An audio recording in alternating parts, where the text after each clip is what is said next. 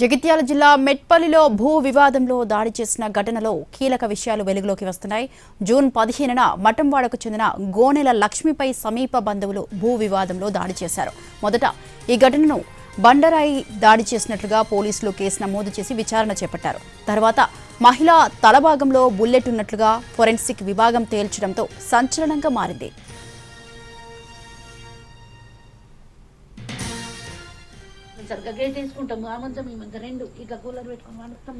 జగిత్యాల జిల్లా మెట్పల్లిలోని మఠంవాడకు చెందిన గోనెల శంకర్ కు జేసీబీ ఉంది.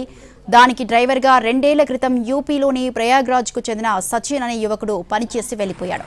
ఈ మధ్య మళ్లీ వచ్చాడు. సచిన్ వచ్చే క్రమంలో తన వెంట లైసెన్స్ లేని రివాల్వర్ కూడా తెచ్చుకున్నాడు. శంకర్ కు తన సోదరుడు రాజాంతో ఆస్తి తగాదాలు ఉన్నాయి.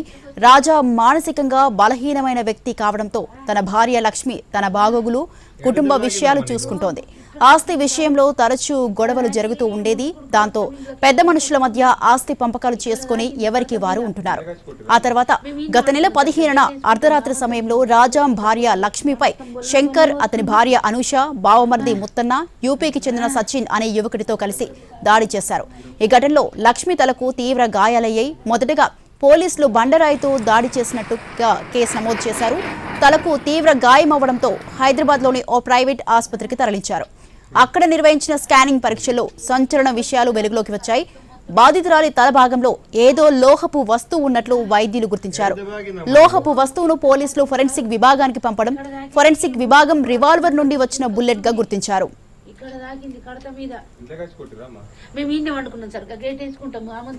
ఫోరెన్సిక్ నివేదిక బుల్లెట్ అని రావడంతో పోలీసులు దర్యాప్తు ముమ్మరం చేశారు. మహిళ మెడలో ఉన్నది బుల్లెట్ అని నిర్ధారణ వచ్చిన తర్వాత దాడిలో రివాల్వర్ ఉపయోగించారని, అది యూపీకి చెందిన సచిన్ అని పోలీసులు నిర్ధారణకు వచ్చారు.